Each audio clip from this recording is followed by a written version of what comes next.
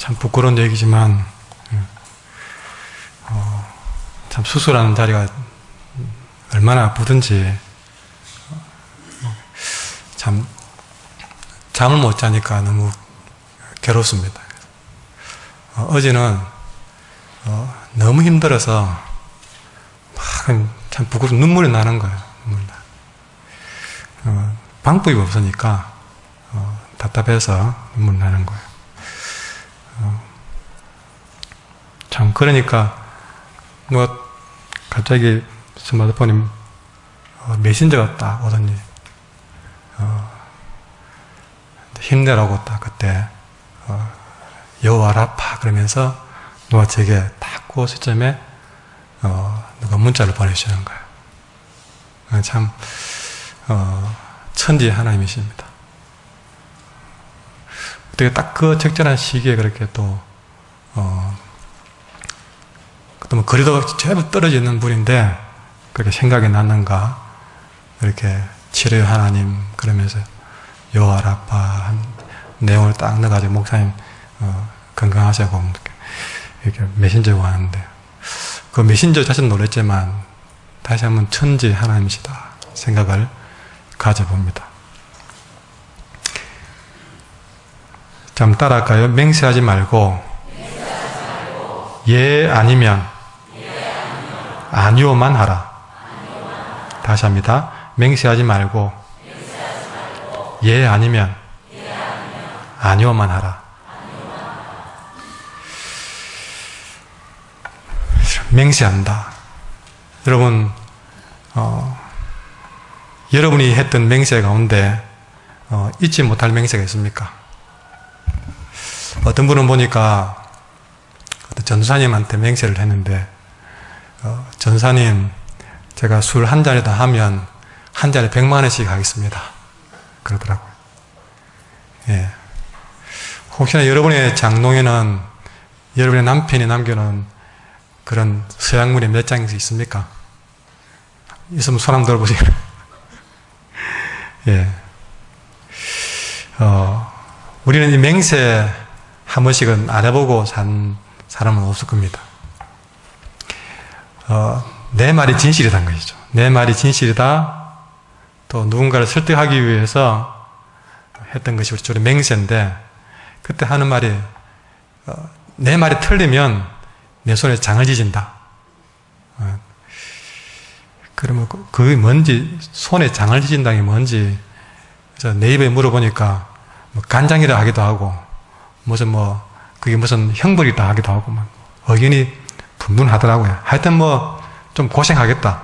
내가 고생을 각오하겠다. 뭐 그런 표현인 것 같은데 아마 여러분이 살아가면서 내 말이 틀리면 내 손에 장을 지진다 하는 말은 적어도 한 번씩 이상은 다 해봤을 것입니다.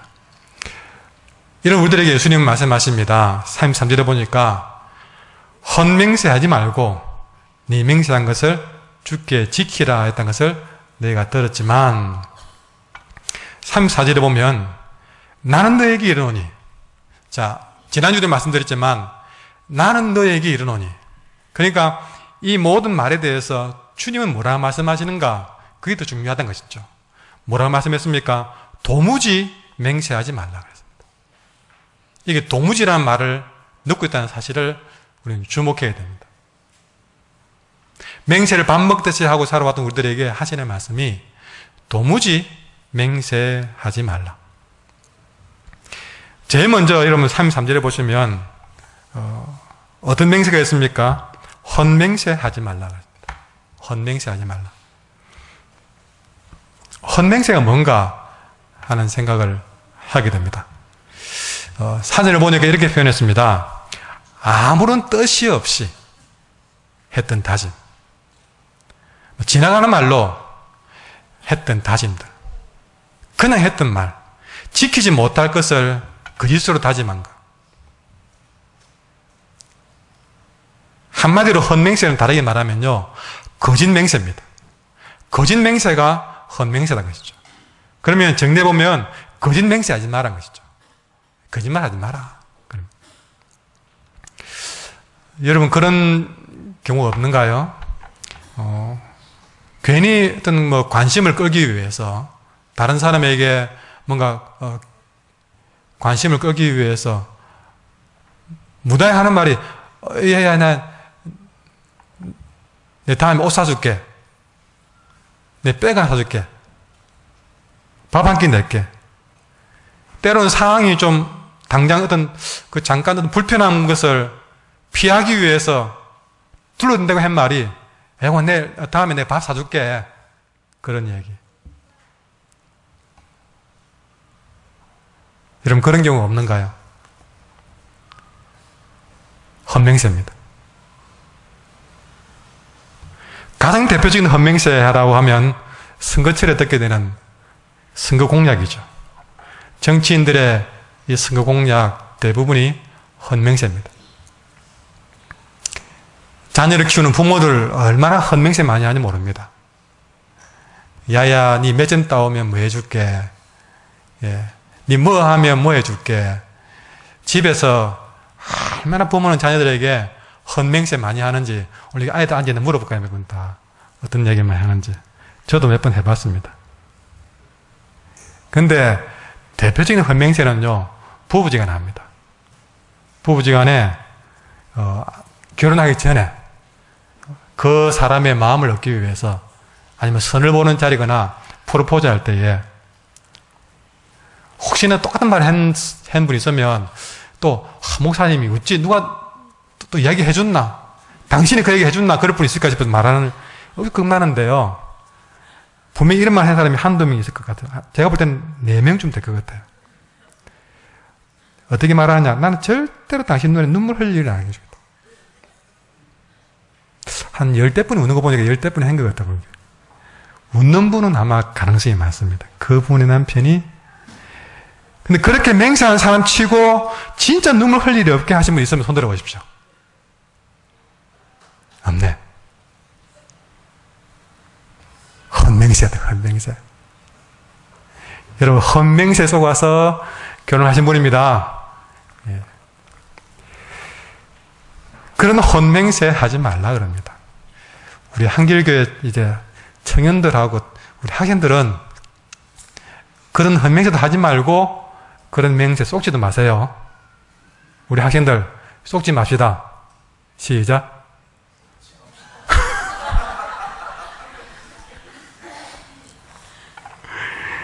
예. 그거 딱 쏘가 넣어가지고 여러분 뒤에 가서 10년 되어가지고 목사님 말씀 들을 걸 그러지 마세요. 우리 주님 분명히 말씀했습니다. 헌맹세 하지 말라. 이 말은 쏙지도 말라는 말도 포함되어 있습니다. 그러니까 여러분 눈물 흘리지 않게 해줄 그 말에 헌맹세 행사도 문제지만 그 헌맹세 쏟고 결혼한 사람도 똑같습니다. 솔직히 말해서. 똑같아요. 예수님 여기서 한 걸음 더 나아가지고 따라합시다. 진짜 맹세도 하지 마라. 예. 헌맹세도 하지 말라 했지만 더 나가서 진짜도 하지 말라는 거예요. 진짜도. 그건 저의 말이 아니고 34절만 보시면요. 나는 너에게 이르노니 도무지 맹세하지 말지니 하늘로도 하지 말라. 이는 하나님의 보좌다. 땅으로도 하지 말라. 이는 하나님의 발등상이다. 예루살렘으로도 하지 말라. 이는 큰 임금의 성임이요. 내 머리로도 하지 말라. 이는 내가 한 트럭도 희고 검게 할 수 없다.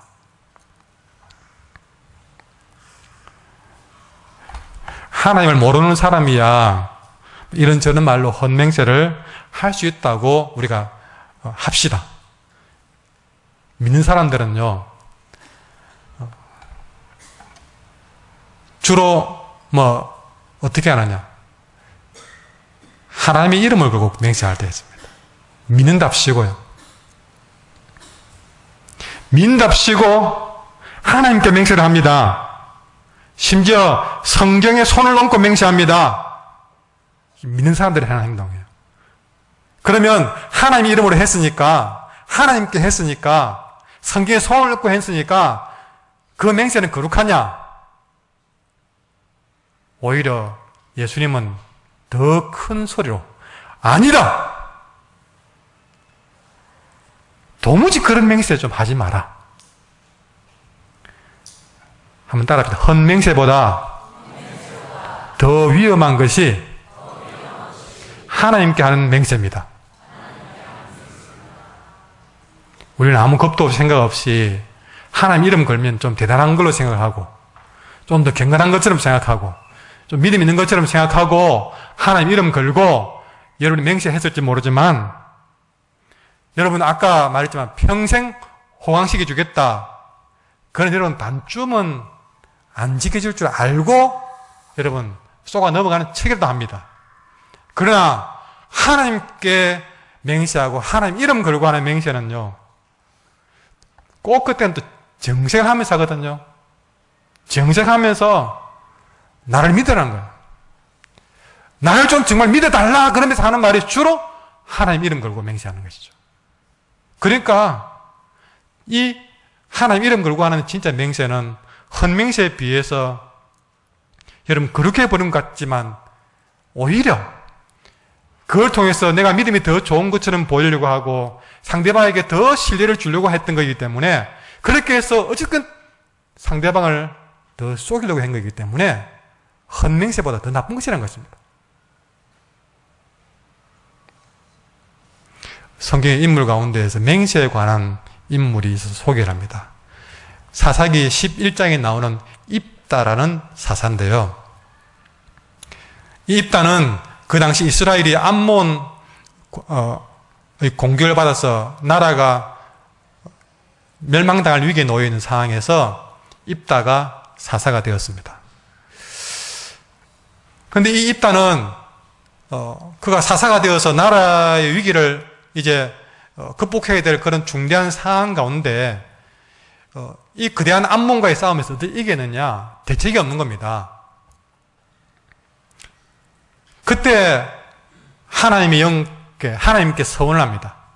그게 사사기 11장 29절에 나오는데 한마디로 뭐라 하면 하나님 도무지 이 싸움은 우리가 이길 싸움이 아닙니다.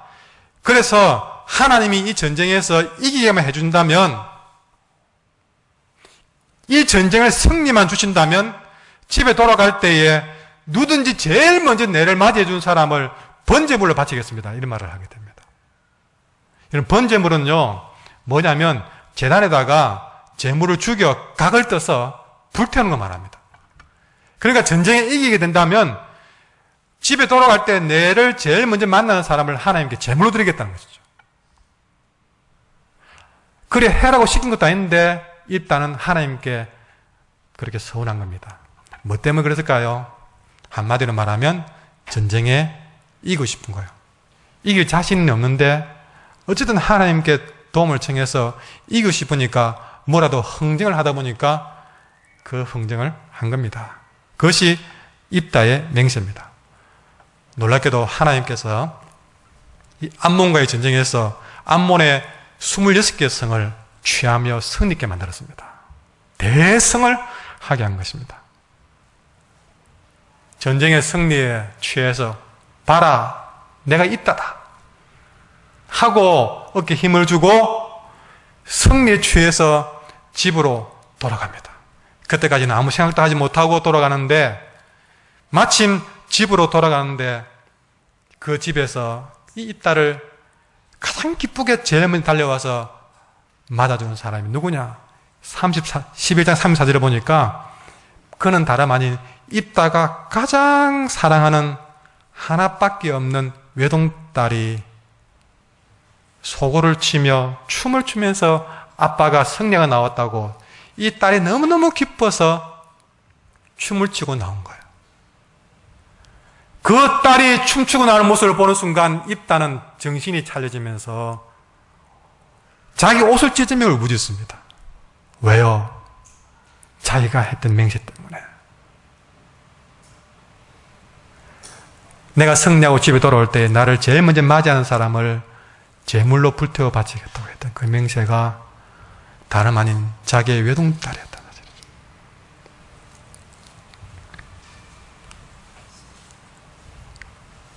여러분 입다 걱정할 게 아닙니다. 우리도 살아가다 보면 절박한 일 생기면 꼭 입다처럼 하나님께 흥정합니다.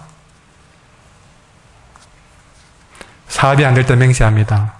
하나님 이 사업만 되게 해주시면 제가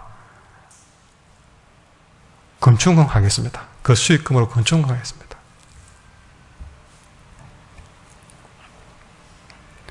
내 아이가 병에 걸려서 정말 방법이 없습니다. 그때 기도합니다. 하나님, 내 아이 200만 고쳐주신다면 주일 하겠습니다. 평생 주님께 바치겠습니다. 꼭 여러분 그런 절박했을 때 여러분 뭐 했습니까? 서원하는 거죠. 서원할 때 어떻게 합니까? 이거 해주신다면 제가 이거 하겠습니다. 혹시 여러분 그랬다가 잊어버린 거 있는 거 없는가요? 지금 다 체크하세요. 사람들은 몰라도 하나님은 그걸 알고 계십니다. 입다는 자기도 모르게 자식을 놓고 맹세했는데 우리도 입다처럼 자식 놓고 맹세할 때가 많습니다. 부모 마음대로 잘 자라주면 그런 일도 없겠지만 어디 부모 마음대로 잘 자라줍니까? 정말 자녀 키우는 일은 내 마음대로 안 되는 일이라 참 또 그리고 자녀의 일은 자식 농사는 너무 중요한 일이라 그 어떤 것보다 자녀를 내놓기가 쉽지 않기 때문에 우리는 입다처럼 될 때가 많아요. 그래서 부모들은 유독 자녀들 놓고 서운할 때가 많습니다. 여기도 몇 분 계실 겁니다. 하나님, 우리 아이 고쳐주면 고쳐서 선교사 만들겠습니다. 우리 아이 대학만 붙여주면 뭐 하겠습니다. 자식에 대한 욕망, 욕심, 기대감을 못 내려놓고 그것이 너무나도 절박할 때 기도 자리에서 그 절박한 상황에 우리는 맹세, 서원을 참 많이도 합니다. 어쩌면 그 자리에 진심으로 했을지 모르겠습니다. 나름대로 확신에 차서 했을지도 모릅니다. 그러나 이런 맹세는요, 아무리 하나님의 이름을 걸고 또 뭐 선교사를 삼겠다든지 뭐 주의 나라를 위해서 일하겠다든지 건축원금을 하겠다든지 어떤 거룩한 목적을 내걸고 하는 기도라 할지라도 오늘 입다의 경우에서 보듯이 우리의 맹세 가운데는 솔직히 그 맹세하는 사람의 서원하는 사람의 그 속 중심을 들어가 보면 경건하기는커녕 온갖 탐욕과 오만함이 그 속에 얼마나 거룩한 포장을 해놓고 숨어 있는지 모른다는 것이죠. 입다의 생각만 보더라도 여러분 오로지 이 암몬 전쟁에서 승리하겠다는 욕망으로 가득 차다 보니까 그가 어떤 말을 하고 있는지도 모르고 그렇게 맹세하는 모습이 바로 우리의 모습이다 하는 것이죠. 그랬듯이 우리도 여러분 정말 그 마음이 내 아들 선교사로 만들어 보겠다는 생각보다는 그것보다는 먼저 이 아들을 고쳐놓겠다는 생각이 더 앞선 건 아니었습니까? 정말 내가 주님 앞에 헌신해 보겠다, 금송금 해보겠다 생각보다는 내 아들을 합격시켜 놓겠다는 생각이 더 앞섰던 건 아닌가? 그러면서 무슨 거룩한 목적이나 믿음이나 있는 것처럼 하나님 제가 한나가 사무엘 바친 것처럼 이 아들 주님 일꾼 바치겠습니다. 그러니까 제발 대학에만 붙게 해주세요. 심지어는요 자기의 탐욕을 합리화시키고 자기의 그런 미운 마음을 합리화하는 사람들은 이런 소원까지 합니다. 하나님 저 꼴보기 싫은 과정만 피하게 해준다면 직장을 선교지로 삼겠습니다. 뭐 직장을 선교지로 삼겠다는 대단한 꿈 같지만 자기가 미워한다는 생각, 그 원수를 좀 어떻게 해결해야 하는 생각을 그런 따위로 우리는 하나님 앞에 흥정하고 있지 않습니까? 어떤 전문직 의사 부부의 이야기입니다. 부부가 의사니 얼마나 남부러운 가정, 남들이 얼마나 부러운 가정이겠습니까? 이 부인은 결혼 전에 믿음 신앙생활을 했던 사람인데 이 남편 이 신랑감은 안 믿는 사람 신랑감이었어요. 서로 연애를 하다 보니까 서로 좀 그 사람의 마음을 사겠다고 안 나가던 교회를 따라 나서기 시작했습니다. 한 6개월 나오니까 목사님 교회 나온 거 보이지요?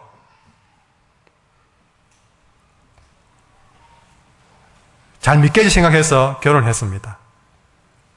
근데 결혼하고 이 부부가 의사다 보니까 돈 다 잘 버니까 점점 이 부부는 주일도 잊어버리고 놀러 다니기 바쁘고, 어느 때부턴가 남편은 교회 나가기는커녕 잘 나가던 교회도 못 나가게 핍박합니다. 성경도 못 보게 합니다. 식사 시간에 기도도 못하게 만듭니다. 아이들도 못 보게 만듭니다. 핍박에 극에 달해서 그 순간에 와서야 이 부인은 자기 발등을 찍고 싶은 심정으로 후회를 합니다. 이 부인은 신앙생활을 결혼 전에 잘했던 사람입니다. 의대 공부를 할 때에 집안 형편이 어려워서 그 모든 어려운 과정들을 이렇게 지나가면서, 하나님, 내가 공부하는 중에 장학금 받게 해준다면 내가 평생을 선교에 헌신하겠습니다라고 다짐했던 사람이에요. 그런데 그렇게 다짐까지 해놓고 의사 만들어 주놓으니까 또 다른 좋은 의사 만나서, 우리는 다 부부 의사다, 거기에 홀딱 빠져가지고 뭐 잘 믿겠지 생각하고 덜컥 결혼하고 나니 신앙도 잊어버리고 인생도 불행해지고, 그거 하나 앞에 내가 장학금 받게 해주면 평생 선교 헌신하겠다는 생각은 어디 가는데 없는데 다 사라져버리고. 여러분, 이 사람이 남편을 잘못 만났을까요? 아닙니다. 교회를 다니고 선교에 헌신하겠다고 해놓고도 결국에는 좋은 공부 시켜놓으니까 아무 가책 없이 덜컥 안 믿는 남자 만나서 결혼하는 거, 여러분, 바로 그런 사람에게 무슨 기대할 게 있겠습니까? 이런저런 맹세로 허풍 떨 것 다 떨더니 결국에는 개눈 감추듯 헛맹세로 만드는 인생들이 한둘이든가요. 여러분, 남 탓할 게 아니하고, 저 사람이 맹세한 걸 안 지킨다고 원망할 게 아니고, 나의 교만과 허영 때문에 스스로를 속이고 남도 속였다는 것을 우리는 인정하며 가야 되는 것이죠. 그래서 우리 주님은 헛맹세도 금하고 진짜 맹세도 금하신 것입니다. 좀 더 구체적으로, 그럼 우리 주님은 왜 이렇게 맹세를 그렇게 도무지 맹세하지 말라 할 정도로 금하신 것인가? 무엇보다 주님 맹세를 금하신 첫 번째 이유는요, 따라합시다. 정직하지 못하기 때문입니다.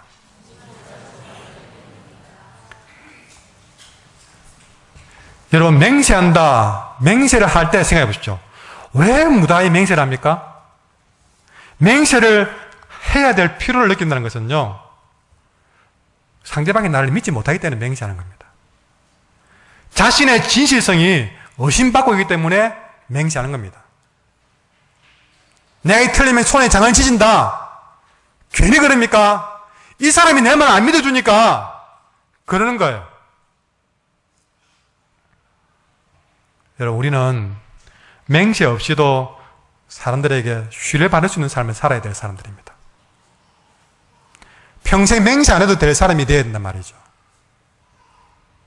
그런데 그런 삶을 살아야 되는데 그렇지 못했기 때문에, 그런 삶을 못 살았기 때문에 자꾸 맹세를 남발하면서 시키지도 않는다 입다처럼 내 잘할게요, 내 잘할게요, 이거 할게요, 저거 할게요, 그런 인생이 된다는 것이죠.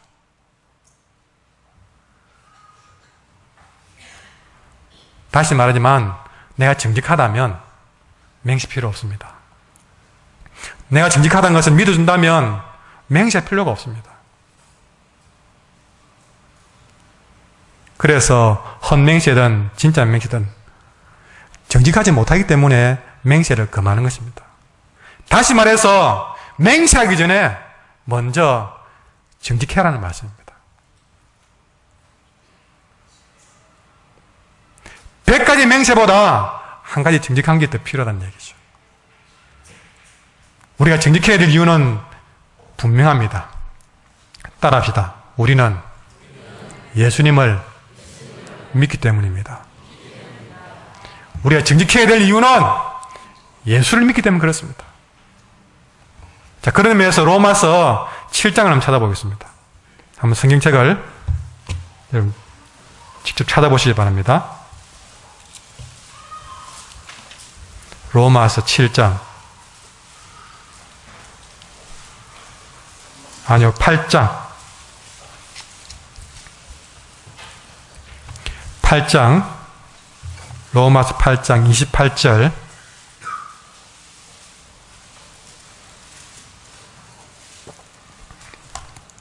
같이 읽겠습니다. 시작. 우리가 알거니와 하나님을 사랑하는 자, 곧 그의 뜻대로 부르심을 입은 자들에게는 모든 것이 합력하여 선을 이루느니라. 아멘. 여러분, 우리는 예수를 믿는 사람들입니다. 어떤 예수를 믿느냐? 무엇을 아느냐? 우리가 알거니와 뭘 알아야 되느냐?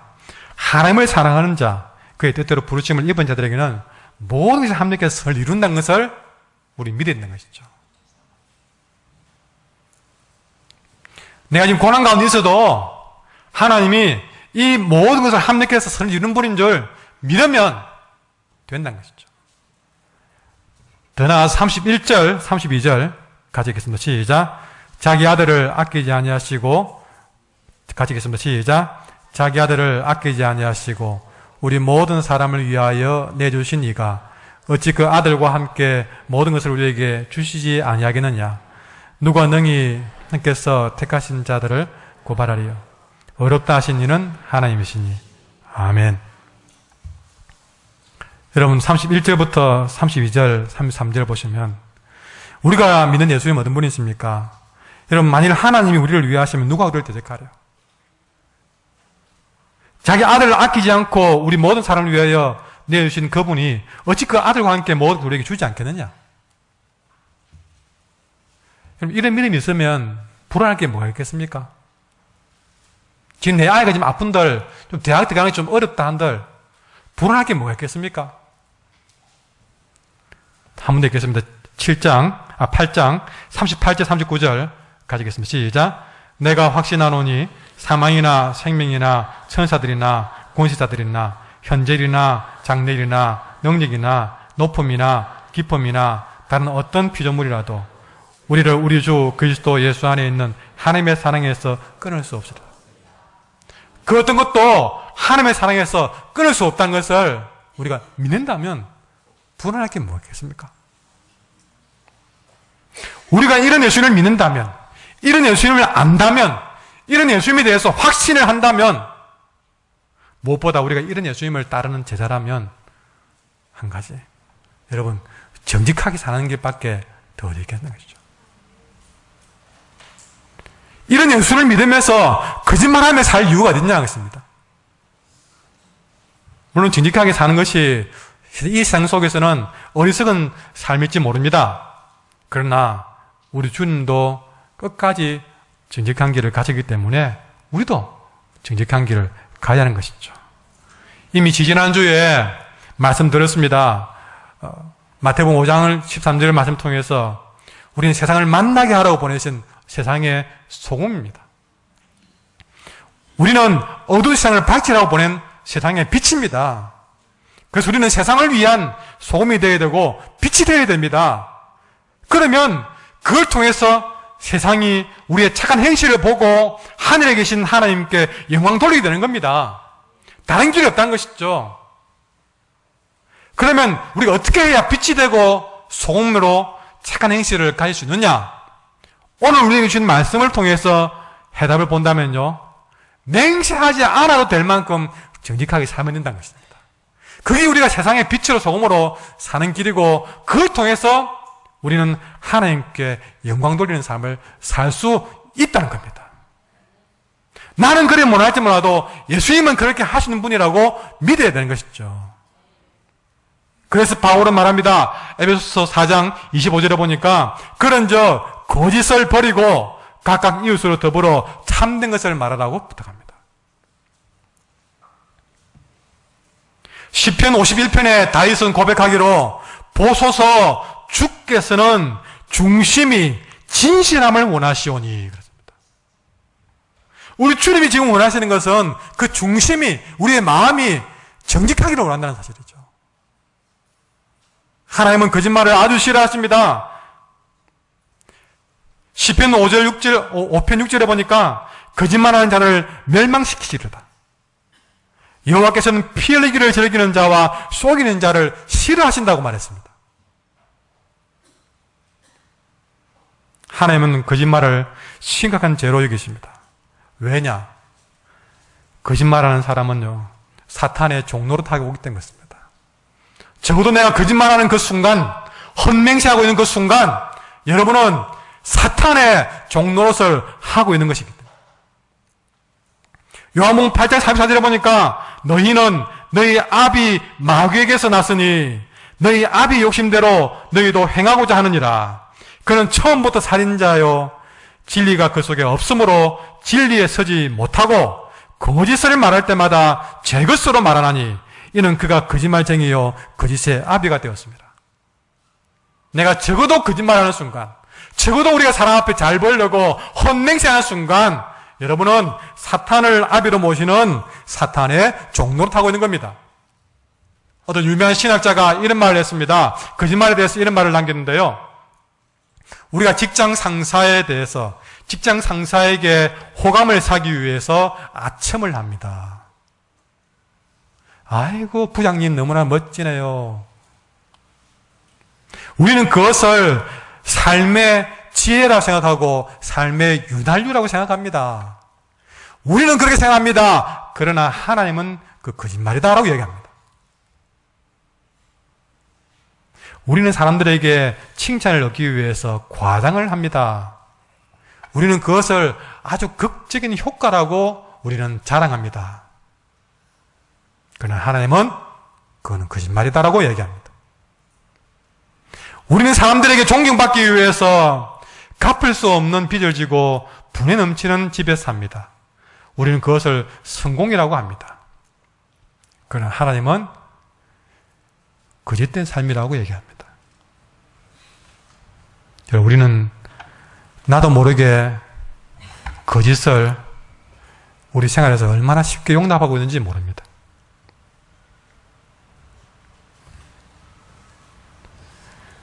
우리는 맹세하지 않고도 정직하다는 것을 인정받을 만한 삶을 살고 있는지 돌아봐야 될 것입니다.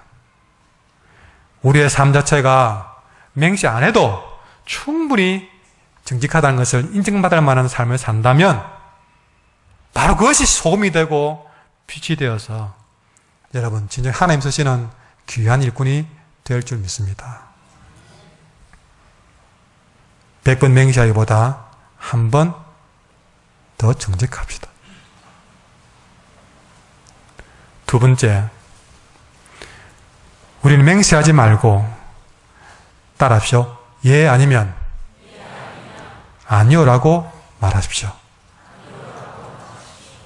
37절 말씀, 우리 본문 여러분 마태복음 5장 37절 한번 펴보겠습니다. 5장 37절 같이 한 목소리 읽어보겠습니다. 시작. 오직 너희 말은 옳다 옳다 아니라 아니라 하라. 이에서 지나는 것은 악으로부터 나느니라. 아멘.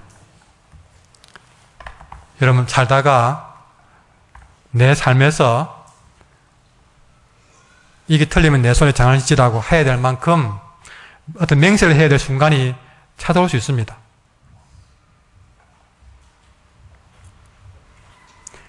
오늘 설교를 듣고 나니까 내 입에서 100번이고 내 말을 믿어라, 내 말 틀리면 내 손에 장을 지지라는 말이 100번이나 나오고 싶은 생각이 들 때에 그때 우리가 해야 될 일은요, 맹세하지 말고 그저 오늘 말씀 주신 것처럼 그대로 그저 예할 거 있으면 예라고 해버리라는 것이죠. 부끄럽더라도 거짓 맹세하지 말고, 너희도 거짓말했지? 그러면 아니다, 내 맹세할게 그러지 말고, 조금이라도 거짓말한 것이 조금이라도 내가 100점 중에 1%도 했더라도 그저 예 할 것은 예, 네, 거짓말을 했습니다.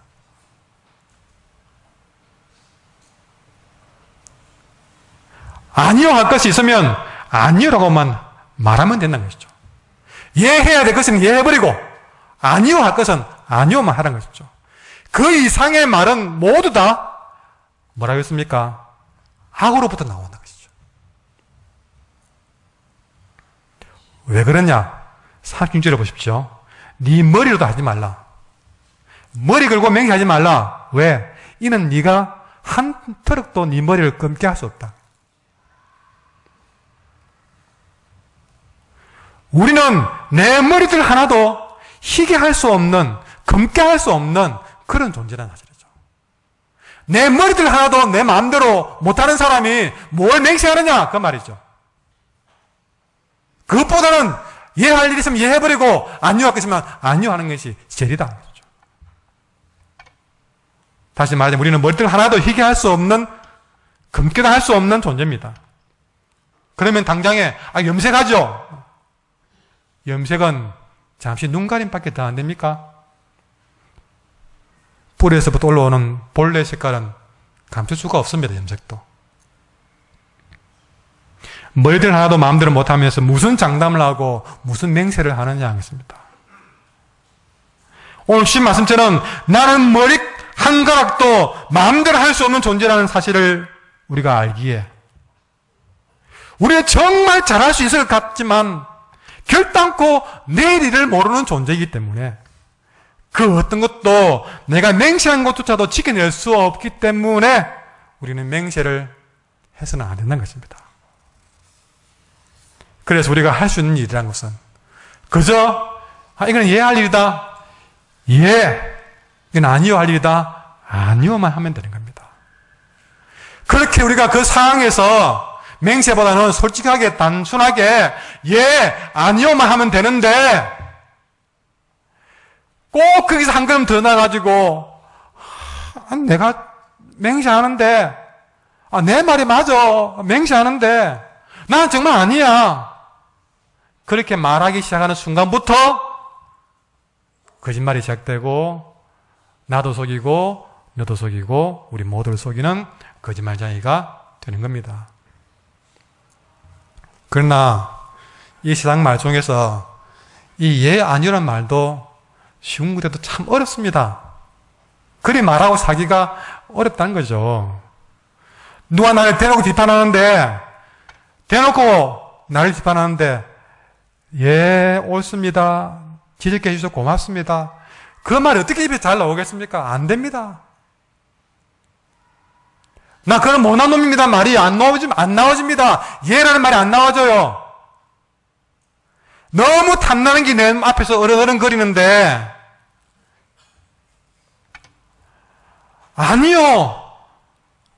죄송하지만 이거 내가 거절할게요. 그게 쉽게 안 나옵니다.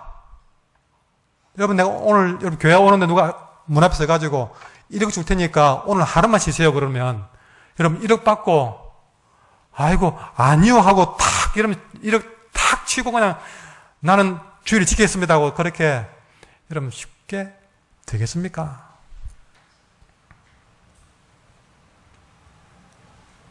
어떻게든 변명하고 싶겠죠.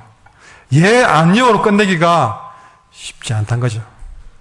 그러나 그럼에도 불구하고 어떤 말을 들어도 무슨 일을 당해도 예, 아니요라는 훈련을 하고 그렇게 훈련이 되어지면 여러분 처음은 어렵고 어려운 일이지만 결국에는 모든 것이 합력하여 서로 계시는 하나님께서는 정말 그때 그러기를 잘했다고 하면서 하나님도 인정하시고 세상도 인정하시는 복된 삶으로 내가 아니라 하나님께서 그렇게 만들어 놓을 줄 믿습니다.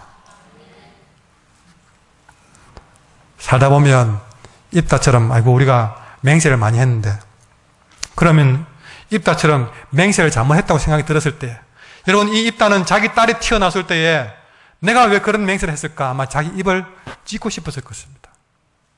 살다가 내가 왜 그런 맹세를 했을까 후회하는 순간이 왔을 때에 여러분 어떻게 할까요? 그래서 입다 얘기를 좀 더 해보려고 합니다. 다시 말하지만 어느 누구도 입다에게 네 딸 내놓으라고 한 적 아무도 없습니다. 스스로가 그렇게 기도한 것이죠. 아까 말했잖아요. 단지 하나, 전쟁에서 이겨보겠다는 욕심 때문에. 그러나 막상 딸을 번제로 드리려고 하니까 얼마나 고통스러웠겠습니까? 그래서 성경 그대로 기록하기로 자기 옷을 찢었다 그랬습니다. 그만큼 있다는 괴로워한 것이죠. 여러분 그때 어떻게 하겠습니까? 다른 사람 붙들고 여보시오, 내가 나라 구하자고 한 일 아니겠습니까? 이거 없던 일을 하면 안 되겠습니까? 그런 말이 입에 안 나오겠습니까? 내가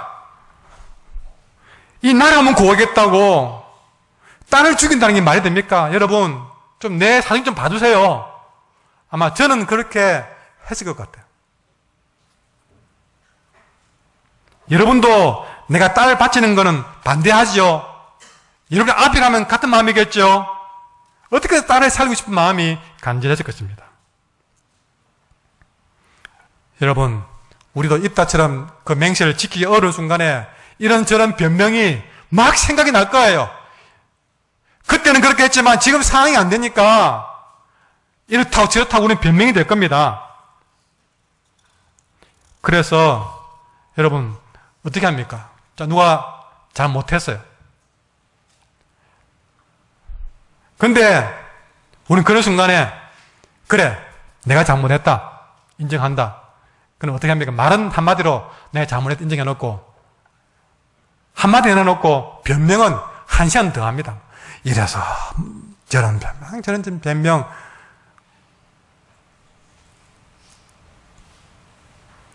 당신 결혼하기 전에 눈물 안 흘리기도 했지 않냐? 그걸 했지. 근데 들어봐. 근데 그건 잘못했어. 그걸 놓고 봐. 이래서 저래서 다시 이해하지.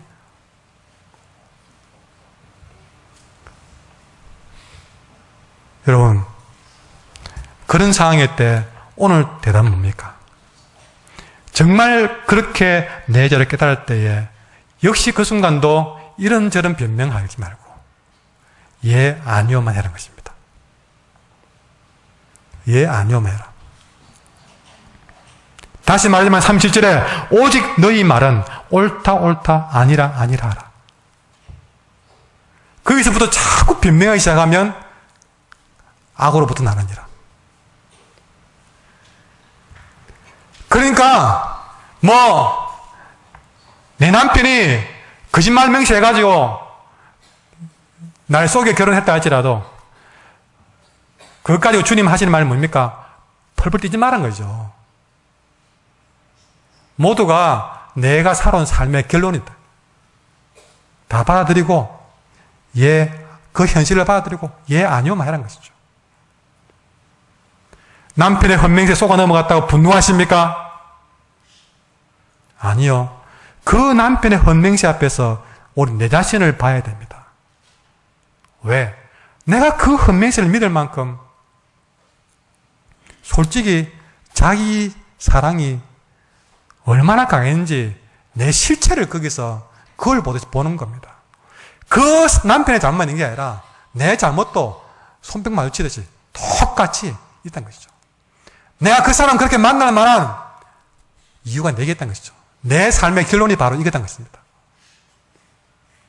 우리는 그것을 깨닫지 못하기 때문에 모두 내가 속았다 하고 펄펄 뜁니다. 사실은 보면 속인 것도 속임을 당한 것도 다 같이 해놔놓고 서로 속였다라고 서로 참소하는 것, 그게 우리의 모습이에요. 이럴 줄 몰라서 당신이 어떻게 나한테 그럴 수가 있어 분해해서 넘어갑니다. 여러분 그런 순간에 주님은 하신 말씀이에요. 야, 그게 다 네 삶의 결론이야. 네가 얻은 결론이야. 예, 아니요라고 할 것밖에 더 어디 있느냐. 입다 인생을 다시 한번 들여다보면요, 입다의 딸 보십시오. 여러분 이 입다의 딸 입장에서 이 딸은 아버지가 성장하고 와서 얼마나 좋습니까? 원래 그 아버지는 깡패였거든요. 그 깡패가 나를 구하는 영웅이 되었는데 얼마나 좋겠습니까? 너무너무 좋아서 아빠를 환영했을 뿐인데 그것이 자기를 번제로 바칠 그런 상황이 올 줄은 꿈에도 몰랐습니다. 아버지가 그런 맹세한 것도 몰랐습니다. 그런데 입다의 딸은 자기가 아니라 아버지의 맹세 때문에 번제의 그런 희생양이 되는 줄 알면서도 아버지의 맹세 결과에 두말 안 하고 따른다는 사실이죠. 그것이 오늘 말씀에 따르면 예라는 말인데 그 상황에서 예라고 딸은 나가는 거예요. 얼마나 이런 피눈물 나는 예입니까? 그 사사기에 11장에 이렇게 기록해놨습니다. 그때 딸이 아버지에게 말합니다. 아버지는 몸부림을 치면서 내가 왜 이랬을까라고 울고 있을 때에 그 딸이 아버지가 하는 말이 아버지는 하나님께 맹세한 것이 아닙니까? 그러니 맹세한 대로 나에게 행하십시오. 그럽니다. 여호와께서 아버지의 대적 암몬 사람들에게 원수를 갚아주지 않았습니까? 아버지가 성리를 위해서 그렇게 한 것 하나님이 다 들어주지 않았습니까? 그러니 아버지 맹세한 대로 행하십시오. 내 죽겠습니다. 그런 거예요. 두말 안 하고 예라고 한 겁니다. 그런데 한 가지 부탁이 있습니다. 아버지, 내게 2달만 여유 주셔서 내 친구들과 함께 산에 올라가가지고 2달만 주시면 산에 가서 친구들하고 내가 영영토록 천하 신세가 된 것을 좀 울 수 있는 기회만 주십시오라고 했습니다. 그거 하나만 좀 내게 허락해 주세요. 그리고 2달 딱 그렇게 하고 내려오지 말자 번제물로 태워졌습니다. 여러분, 여기서 이따의 딸이 보였던 그런 순간에 이 말 저 말 변명 안 하고 누구 원망 안 하고 그 주어진 내 인생을 다 불태우는 그 상황을 그대로 예라고 받아들이는 그 결심. 여러분, 주님이 그 길을 가셨습니다. 주님이 그의 아들을 십자가에 못 박으려 했기 때문에 우리 주님은 두말하지 않고 그나마 그가 겟세마네 동산에서 기도할 때에도 내 원대로 마시고 아버지의 원대로 하옵소서. 그리고 십자가의 길을 가셨습니다. 여러분, 주님도 그 길을 가셨고 이 딸도 두말 안 하고 예라고 하고 그 길을 간 거예요. 우리는 예 아니고 하는 일들이 힘들다고 변명할지 모르지만 여러분, 주님도 그 길을 가시면서 우리에게 하신 말씀이 오직 너희 말은 옳다 옳다 아니다 아니다라. 여러분, 그렇게 2달 동안 처녀로 살다가 가는 것을 울며 갔지만 여러분, 동무들은 그 2달을 평생 잊지 못하고 성경에 보니까 두고두고 이 여인의 일을 온 이스라엘 백성이 기억하였더라 되었습니다. 처녀로 죽어가는 것이 그에게는 말로 다 표현 못할 어마어마한 큰 고난이었다. 우리가 그렇게 볼지 모르지만 오히려 이 입다의 딸은 이 2달을 통해서 이 2달을 평생 두고두고 기념할 사건으로 만들어 놓고 갔습니다. 그는 다름 아닌 예해야 될 상황에 예하는 삶이 그 일을 만들었던 것이죠. 여러분, 삶이 무슨 결혼해서 살다가 죽는 것이 복이 되고 처녀로 살면 어떻게 잘못되고 그런 게 있을 수가 없습니다. 오래 살고 짧게 살고 그거는 인생의 문제가 중요한 문제가 아니라는 것이죠. 오래 살더라도 변명하고 헛맹세하고 거짓말하고 정직하지 못하고 비열하고 하나님도 속이고 나도 속이고 사람도 속이고 그렇게 오래오래 산 것이 여러분 과연 복이겠습니까? 2달이라도 하나님께서 이루어진 그 맹세를 지키기 위해서 자신을 드렸던 그 삶이 여러분 진정한 복이겠습니까? 여러분, 입다의 맹세가 얼마나 어리석은 맹세였습니까? 그러나 그 아버지 입다의 맹세가 어리석은 맹세였지만 주님은 그 딸의 죽음을 통해서 오히려 그 어리석은 맹세를 했던 이 딸을 히브리서에서 믿음의 영웅으로 만들어 놓았다는 사실이죠.